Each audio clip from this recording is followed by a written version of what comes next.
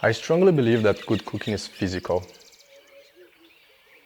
It demands a kind of conditioning because of the hours and the exhaustion that this kind of work demands. It does attract people who are attracted to certain kind of abuse. It's exhilarating, and the challenge is sort of how much of it can you stand? And is this the way to live, a happy life? I don't have the answer to that at all. I wonder.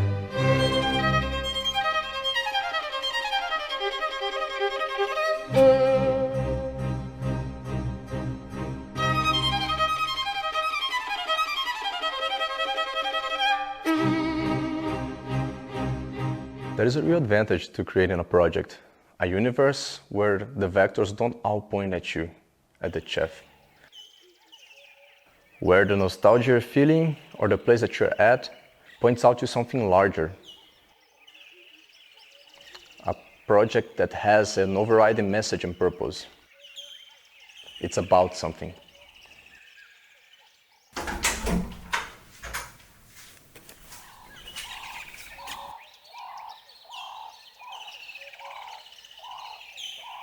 And it's really a model of who the modern founder is, whose goal is to do more than just create a profit for people in the project, but who also wants to change his community and ultimately the vision of what an ordinal project can be. He began it all with a desire to create something that reflected his nerdy side, his nostalgia for gaming, but he's got such a restless mind and such a curious imagination that he always asks the next question. Why is this better? What's new? What's good? What's different? That's a very different place for a founder to be than a founder has ever been before.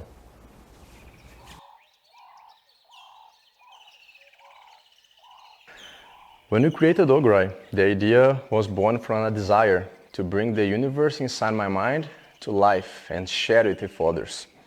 I thought, if we could break even, cover the launch, and create a showcase for this world, something we could start building up on, then it would lead somewhere. And that's exactly how the project came to be. I think the idea was good. I don't think we opened it with a great project. We had been open a couple months and we were tired and it was grinding along. We were already at the peak of the ordinal season. We had great art, compelling storytelling, and an incredibly strong demand for the project. But I think I got too caught up in the market trends, the timing wasn't right, it was definitely not ideal. And in that moment, I lost it.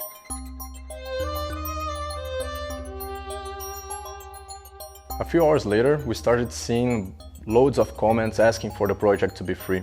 An absolutely wild roller coaster of emotions. People got too much free stuff and straight become entitled. And that's sad. I think the market needs a lot of conditioning.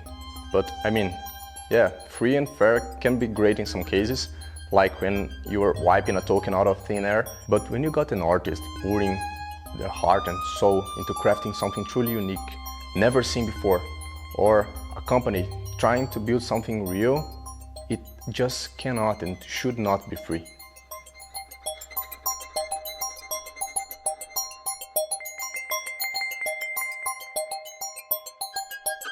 The feeling after the launch was absolutely incredible. Of course, we faced plenty of setbacks, hardly surprising considering the state of the market at the time, but seeing well thought out, good articles about what we were building was just amazing. I remember reading a thread by El Take, who puts together brilliant insights on projects, and seeing him call Ogreye unique, even more so when he mentioned that behind the scenes we have similarities with Node Monkeys. It was an unbelievably incredible, uplifting moment.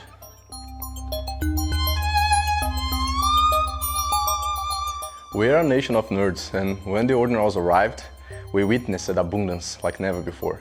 We are the mother chain. Imagine stepping into the Garden of Eden, and everything you've ever dreamed of is right there for the taking. So why build something with purpose when you can churn out throwaway projects and pocket absurd profits? But here's the truth. Many of the greatest projects in this space were born from doubt. Each of them faced the same crossroads: chase quick profits or commit to a long-term vision. Today, the formula for a good project isn't a project at all. So, how do you break free from this cycle? How do you escape?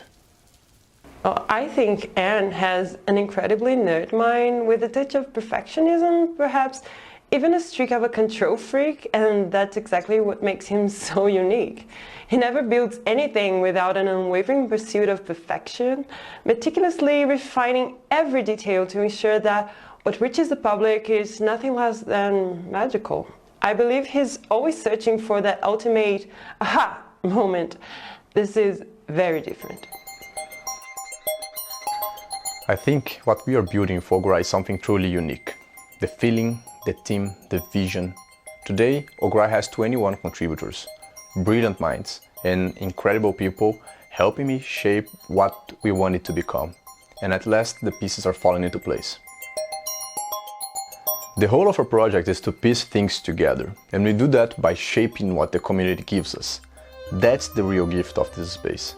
When you treat the community well, it rewards you by making your project truly great. How do we create a physical product that bridges the traditional manga scene with this space?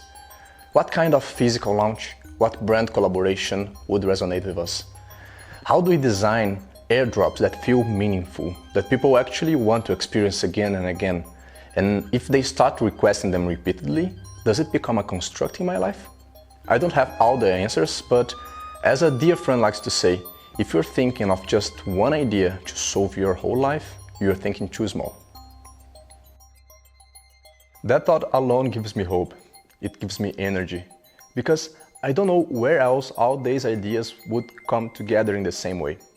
If you're a trader, you see this through narrow lens. It's valuable, but it is still short-sighted. If you're a dev, your perspective is different. If you're a founder, you're holding space open for possibility, seeing it from yet another angle. So, where do all these perspectives connect? Community.